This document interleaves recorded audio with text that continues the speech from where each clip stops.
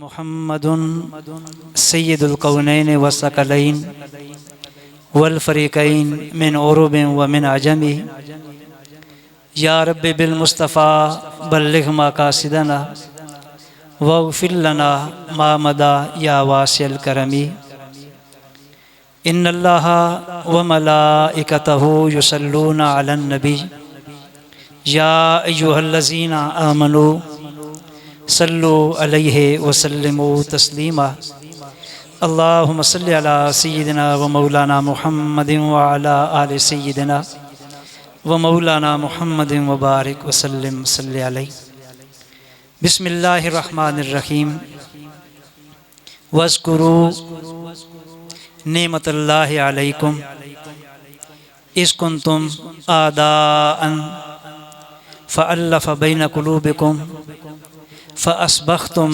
بنعمته اخوانا وقال اللہ تبارک و تعالی فی مقام آخر انما یرید الشیطان ان یوقع بینکم العداوۃ والبغضاء صدق اللہ مولانا العظیم۔ احباب ذی وقار، الحمدللہ بصدقہ نالہ مصطفیٰ آج ہم سارے محترم صاحبزادہ محمد قاسم عثمانی اور محترم صاحبزادہ محمد طیب عثمانی آپ کی معیت میں، آپ کی سرپرستی میں واقعاً کا عظیم روحانی مرکز انوار و تجلیات پہ حاضر ہیں۔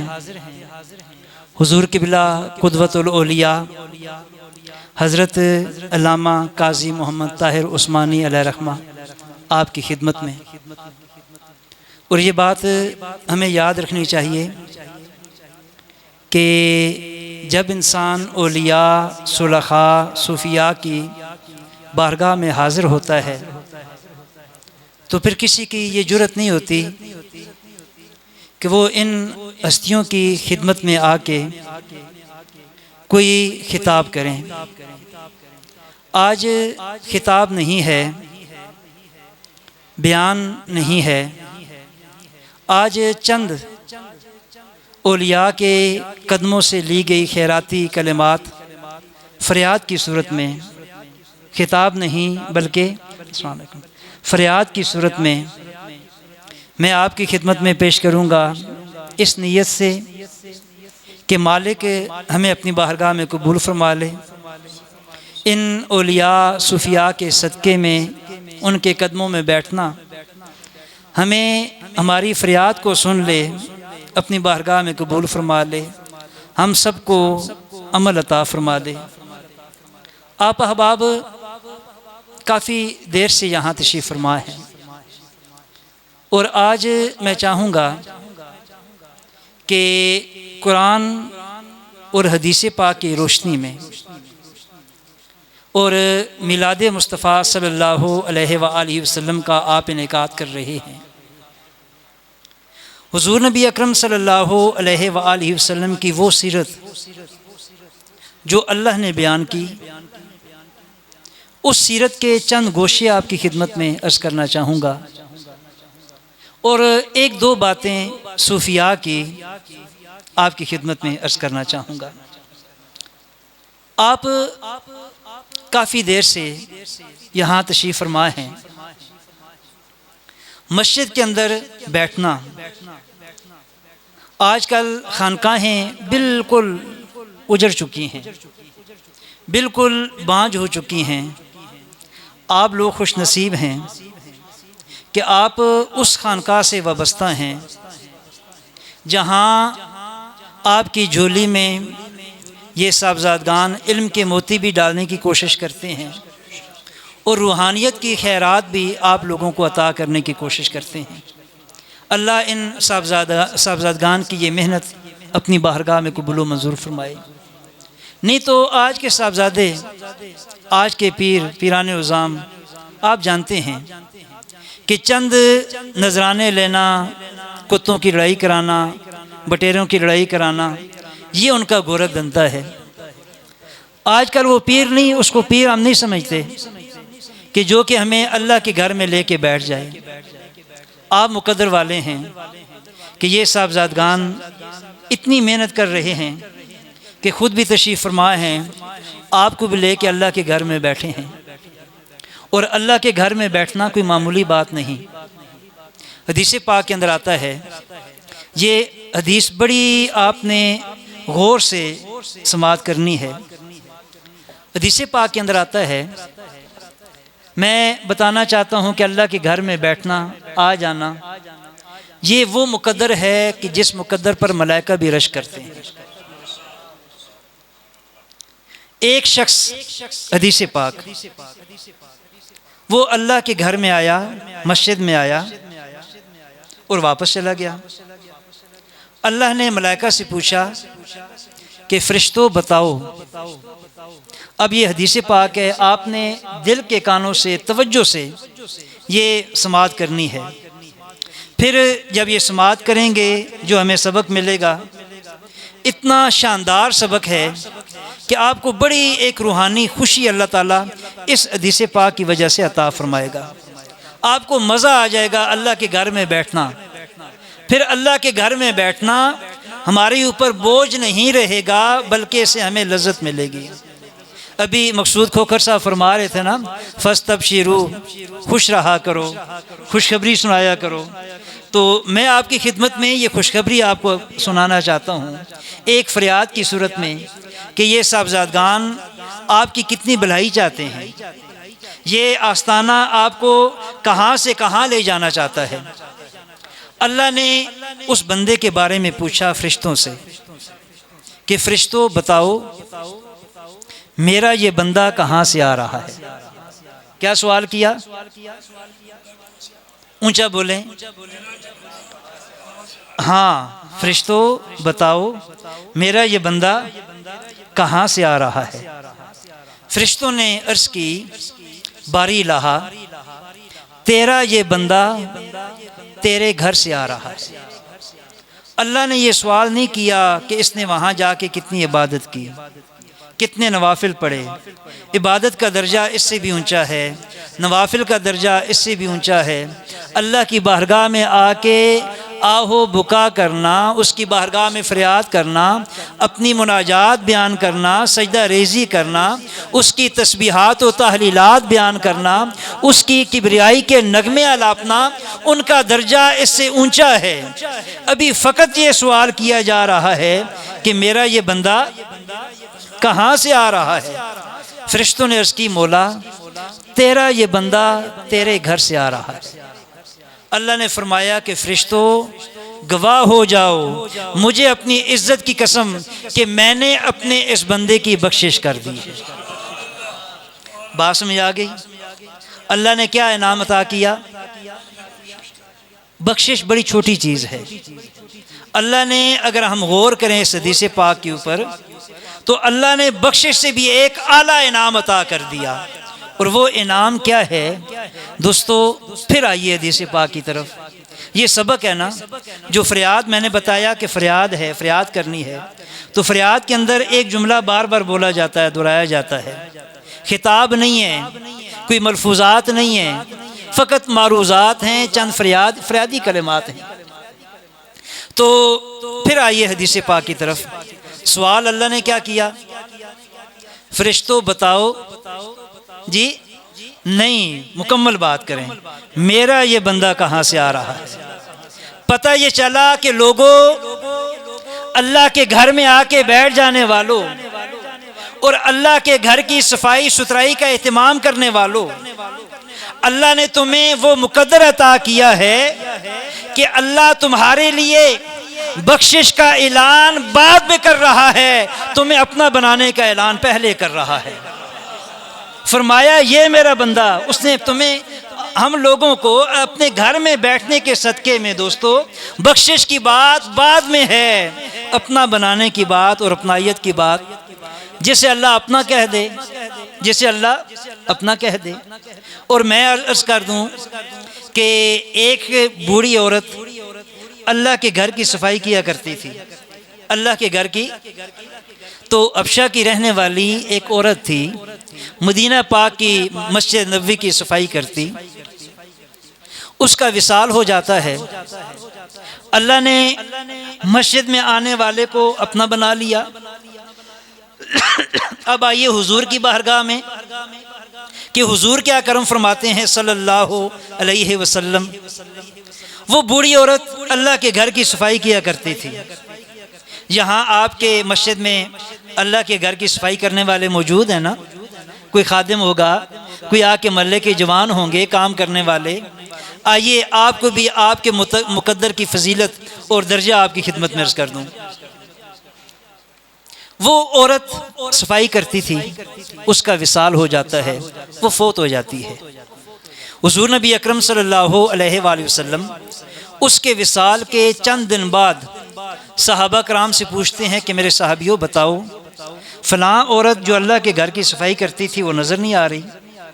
صحابہ کرام نے عرض کی یا رسول اللہ، وہ عورت وصال فرما گئی ہے، فوت ہو گئی ہے، رات کا وقت تھا، ہم نے آپ کو زحمت دینا گوارا نہ کیا، مناسب نہ سمجھا، ہم نے اس کا جنازہ پڑھا کے اس کی تدفین کر دی ہے۔ حضور نبی اکرم صلی اللہ علیہ وآلہ وسلم کا چہرہ انور متغیر ہو جاتا ہے، جلال میں آ جاتے ہیں اور صحابہ کو فرماتے ہیں کہ اے صحابیوں نادانوں، کیا فرمایا؟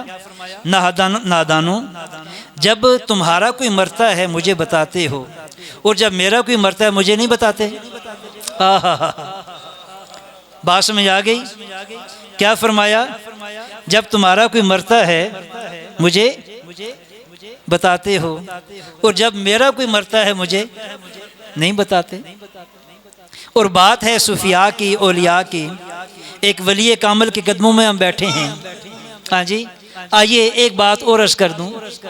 اللہ کے گھر میں بیٹھنا، ہم لوگ یہ بعض اوقات سوچتے ہیں نا کہ بھئی ہم آئے ہیں، کیا ہمارا بیٹھنا، توبہ کرنا، استغفار کرنا یہ قبول ہو جائے گا یا نہیں؟ آئیے اللہ کی کرم نوازی کی ایک بات اللہ کی ایک عظیم ولیہ کی زبانی آپ کی خدمت میں عرض کر دوں۔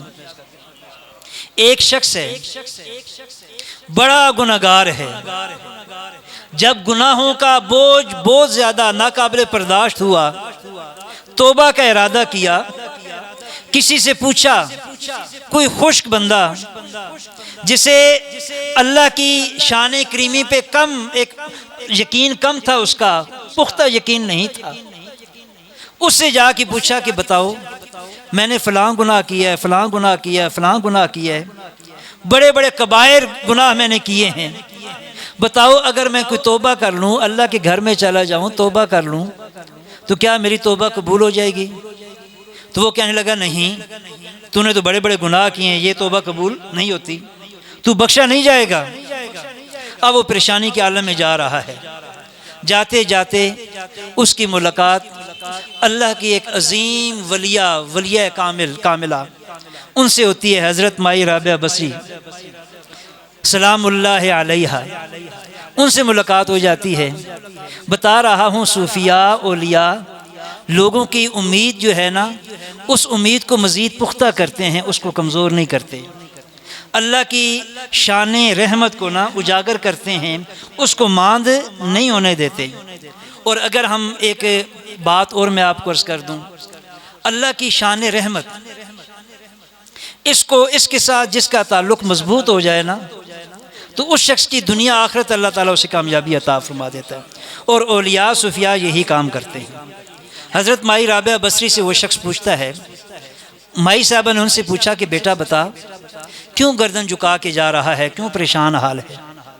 اس نے عرض کی، مائی صاحبہ پریشان اس لیے ہوں، پوری زندگی گناہوں میں گزار دی، آج توبہ کرنا چاہتا ہوں، اللہ کے گھر میں جانا چاہتا ہوں، تو مجھے کسی نے کہہ دیا کہ میری تو توبہ بھی قبول نہیں ہوگی، میری بخشش نہیں ہوگی، تو کیا اگر میں توبہ کر لوں تو میری توبہ قبول ہو جائے گی؟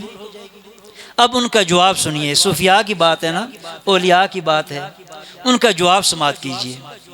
فرمایا کہ بیٹے، اللہ اپنے بندے کو، یہ جملہ غور سے سننا ہے، اللہ اپنے بندے کو توبہ کی توفیق بعد میں دیتا ہے، قبولیت پہلے عطا کرتا ہے۔ جس کو اللہ نے قبول نہ کرنا ہو، اللہ اس شخص کو اپنے گھر میں آنے کی توفیق ہی عطا نہیں کرتا۔ جس شخص کی اللہ نے بخشش نہ کرنی ہو، اللہ اسے توبہ کی توفیق ہی عطا نہیں کرتا۔ اللہ توبہ کی توفیق اسی کو عطا کرتا ہے کہ جس کو اللہ اپنی بارگاہ میں قبولیت عطا کرنا چاہتا ہے۔ لوگوں، ہم اللہ کے گھر میں آ گئے۔ اللہ کے گھر میں آ جانا یہ بتا رہا ہے کہ اللہ نے ہمیں اپنے گھر میں قبول پہلے کیا، اپنی بارگاہ میں قبول پہلے کیا، آنے کی توفیق بعد میں عطا کی۔ قبول ہو گئے، اب اس قبولیت کو سنبھالنا ہمارا کام ہے، اس قبولیت کو سنبھالنا ہمارا کام ہے۔ اور دوستان محترم، یہ قبولیت کیسے سنبھالی جائے گی؟ اعمال سنبھالے کیسے جائیں گے؟ توبہ کی قبولیت کا نور ہمیں ملے گا کیسے؟ آئیے حضور نبی اکرم صلی اللہ علیہ وآلہ وسلم کی خدمت میں جاتے ہیں اور حضور کی وہ سیرت جو اللہ نے بیان کی قرآن کے اندر۔ آج دو باتیں آپ کی خدمت میں عرض کرنا چاہوں گا۔ ایک سیرت مصطفیٰ صلی اللہ علیہ وآلہ وسلم کی ایک جھلک آپ کی خدمت میں عرض کرنا چاہوں گا، اور ایک شیطان کا، ابلیس کا کردار، اس کے کردار سے ایک بات آپ کی خدمت میں عرض کرنا چاہوں گا۔ پھر ہم نے اپنے اوپر غور کرنا ہے، اپنے اوپر تفکر کرنا ہے، اپنے اوپر تدبر کرنا ہے۔ وہ تدبر، وہ تفکر کہ جس کے حوالے سے حضور نبی اکرم صلی اللہ علیہ وآلہ وسلم نے فرمایا کہ لوگوں، اپنے حوالے سے اپنے من میں جھانک کر اپنے احوال کے اوپر نگاہ کرنا، اپنے اعمال کو درست کرنے کے لیے اپنے اعمال کے اوپر نظر ثانی کرنا، غور و فکر کرنا، تدبر کرنا، فرمایا 10 سال کی عبادت سے زیادہ افضل ہے۔ آج وہ تدبر کرنے کی ضرورت ہے۔ آئیے مل کے تدبر کرتے ہیں۔ اور وہ تدبر کیا ہے؟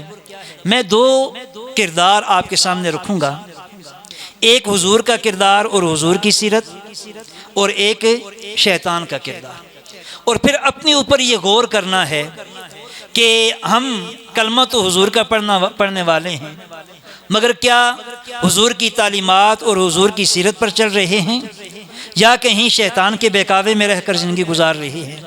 آئیے سورہ مائدہ آیت نمبر 103، اللہ نے فرمایا اپنے محبوب کی سیرت بیان کرتے ہوئے۔ میری بات سمجھ آ رہی ہے نا؟ مضمون کو میں نے زیادہ مشکل تو نہیں چھیڑ دیا؟ ہاں جی، تو تھک تو نہیں گئے آپ لوگ؟ فرمایا وَاذْكُرُوا، اے لوگو ذکر کیا کرو، وَاذْكُرُوا تذکرہ کیا کرو، وَاذْكُرُوا یاد رکھا کرو۔ بات سمجھ آ گئی؟ اب یہ میلاد کی بات ہے۔ آج کل یہ بھی ایک فتویٰ ہے، ایک اعتراض ہے کہ بھئی حضور کا میلاد منانا، حضور کا ذکر کرنا یہ بدعت ہے کہ نہیں؟ دوستو، یہ بدعت نہیں ہے، بلکہ قرآن کے اندر اللہ نے اپنے محبوب کا ذکر کر کے، اپنے محبوب کی سیرت بیان کر کے یہ بیان واضح فرما دیا کہ لوگوں، میرے محبوب کا ذکر کرنا، اس کو بدعت نہ کہنا، یہ میری اپنی سنت ہے، یہ میری اپنی۔ فرمایا وَاذْكُرُوا نعمت اللہ علیکم، لوگوں اللہ کی اس نعمت کو یاد رکھنا جو اس نے تمہیں عطا کی ہے، جو اس نے تمہیں عطا کی۔ وَاذْكُرُوا نعمت اللہ علیکم، آگے اس کے محبوب کا، اپنے محبوب کا وہ ذکر کر رہا ہے، اپنے محبوب کی سیرت کی بات کر رہا ہے۔ فرمایا اِذْ كُنْتُمْ أَعْدَاءً، تم آپس میں دشمن تھے، تم آپس میں، میں ترجمہ کو مشکل تو نہیں کر رہا، ترجمہ آسان ہے نا، سمجھا رہے ترجمہ؟ تو اِذْ كُنْتُمْ أَعْدَاءً، تم آپس میں کیا تھے؟ دشمن تھے۔ فَأَلَّفَ بَيْنَ قُلُوبِكُمْ، اس نے کیا کیا؟ تمہارے دلوں میں الفت پیدا کر دی۔ الفا، جو الف و تالیف پیدا کر دی، محبت پیدا کر دی، اور تالیف قلب سمجھتے ہیں نا، الفت پیدا کر دی۔ فَأَلَّفَ بَيْنَ قُلُوبِكُمْ، اس نے تمہارے دلوں میں کیا کر دیا؟ محبت ڈال دی۔ فَأَصْبَحْتُمْ بِنِعْمَتِهِ إِخْوَانًا، اور اس نعمت کی وجہ سے تم آپس میں بھائی بھائی بن گئے۔ کیا خوبصورت مضمون ہے، میری بات سمجھ آ رہی ہے؟ پھر